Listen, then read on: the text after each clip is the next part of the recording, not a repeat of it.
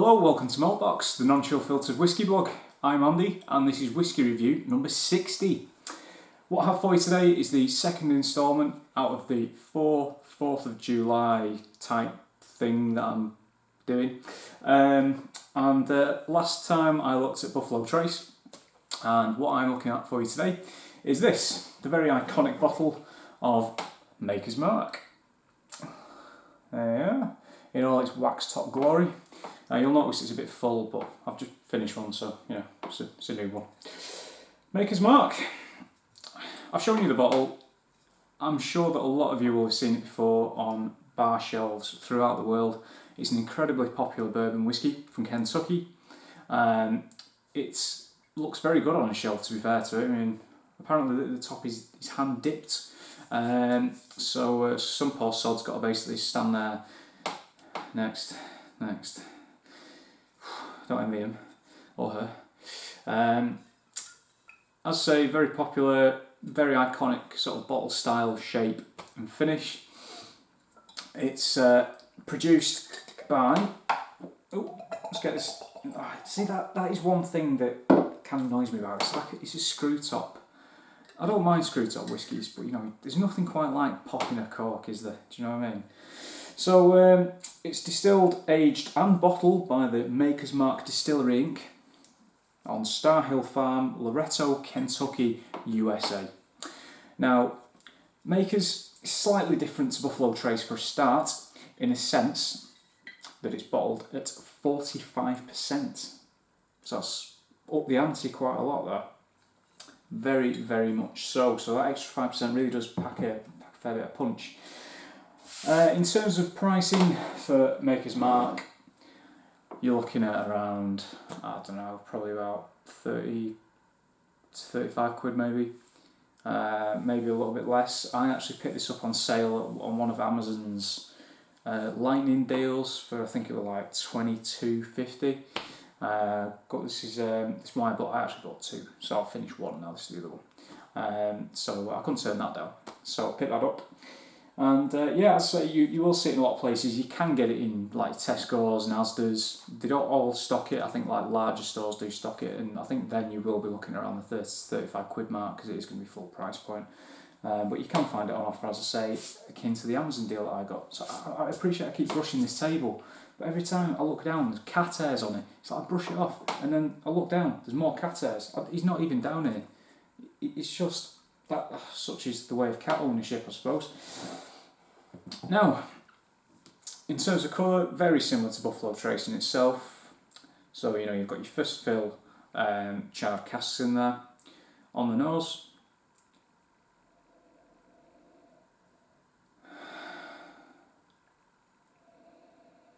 it's not quite as up front. It's a little bit tight. It's you've got a lot of toffee in there, a lot of caramel.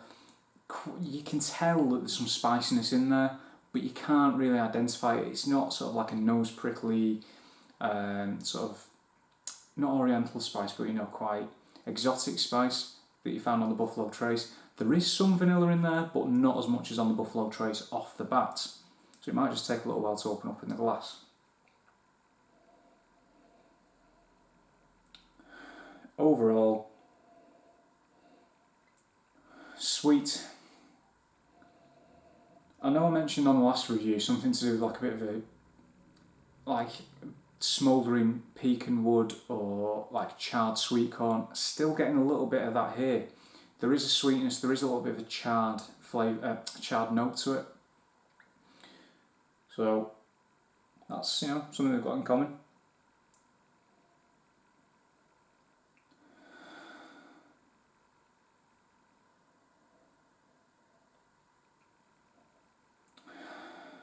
Again, you've kind of got, I know I said candy floss in the last review, and I don't want to keep using the same sort of flavour descriptions, but there is that sort of like fairground, hot frying donuts, sort of candy floss note in there, you know, when you're walking through a fairground and you've got like the burger stands, you've got donut frying stands, you've got candy floss, you've got God knows what else. Something that, you know, probably hasn't passed their food standards tests.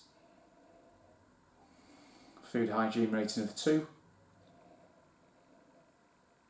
Right, okay, starting to get a little bit spicy now, a little bit more of that vanilla starting to creep out, but overall the dominant nose that I've got here is of sort of like toffee, caramel, that kind of woodiness, that smouldery smokiness. And popcorn. Like sweet popcorn like you get at the cinema.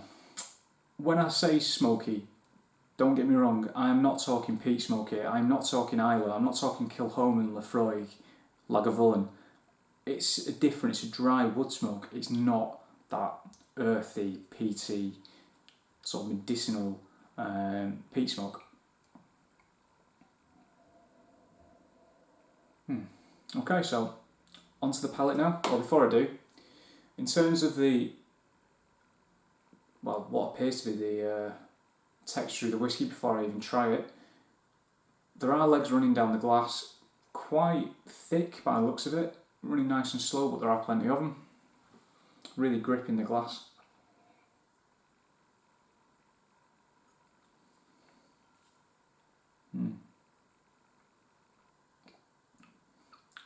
Wow, straight away. The reason why I was like, it's thick. Phenomenal mouthfeel, really good mouthfeel. Nice and thick, oily. There is certainly a punch from that extra 5% over the Buffalo Trace, and what you're getting with that is clove, a really deep, warm hit of clove. You've got your vanilla there, spices akin to Buffalo Trace but amplified slightly, and it's sort of in line with that clove as well. You've got things like cedarwood, cinnamon, a little bit of heat, possibly down to the strength, but more likely down to the sort of base spirit. Again, still very sweet, as we said in the previous review, to be expected with bourbon whiskey. Really nice overall flavours, really well put together, all very much in harmony. Oh, hello, okay, so just going back to the nose, marzipan. I hate marzipan, I cannot stand it, and it's quite rare that I actually managed to pick it out of a whiskey, but that was, without a doubt, marzipan. It actually worked quite well with the rest of the nose in there. Yeah, it's definitely marzipan. It's interesting, isn't it, how a whiskey can open up over time in the glass. It warms up in your hand, and as it warms up in your hand, it's releasing those aromas, it's releasing those vapours, and as well just the air contact and basically swimming it around the glass, moving it. Again, if you're a swiller, fair enough. If you're one of the people that just do that because they refuse to swill, it is what it is. It's whiskey in a glass, isn't it?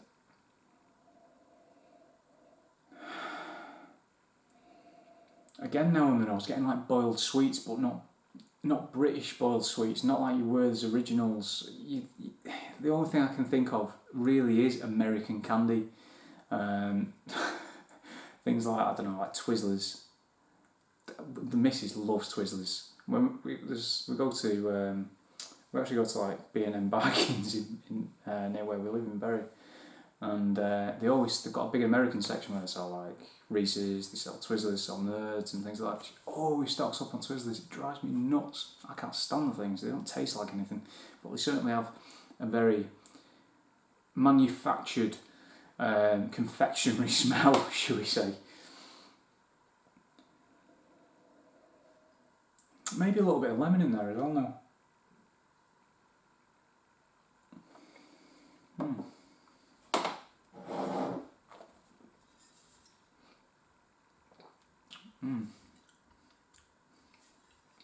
Really big hit on the spice. A little bit of cocoa powder now. Vanilla, toffee. I mean, the taste is quite rich.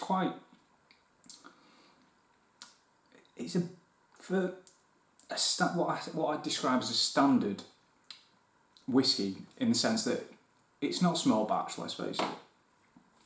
You'd recognise this bottle anywhere. It is very well put together, it's very well made, very good quality of spirit in itself. So, I mean, Maker's Mark do use the sour mash method, which I'm going to go into more detail when we come to the Jack Daniels actually. But that is something that is often used in American whiskey production. So I think in terms of the spirit itself, I think they have got some good quality spirit at Maker's Distillery.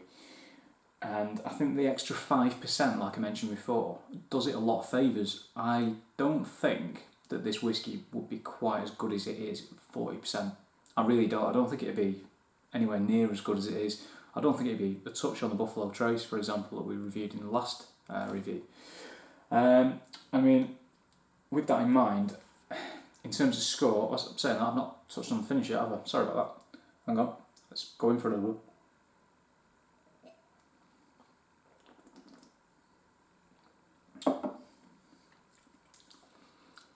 There's quite a woodiness to it now, actually, quite a bitter woodiness. That's a shame. But, you know, alongside a lot of sweetness, a little bit of Benylin cough syrup now as well, buttercup syrup. The finish is warming, it is sweet, but it does kind of carry a little bit of a bitter edge to it, which lets it down slightly. But that's actually gone now, and then sort of standard, a little bit of warmth. And that pretty much ties it up. In terms of scores, I'm going to give Maker's Mark an 82 out of 100. It's a good whiskey, well put together, good flavours. As I say, it packs a bit of a punch for that extra 5%. There is that little bitter edge that sort of knocked it down a little bit towards the end. But I think in terms of pricing, 35 quid, yeah, well, okay, maybe. 30 quid, yeah. I think realistically this is probably a 25 quid max whiskey, in my humble opinion. I don't think that...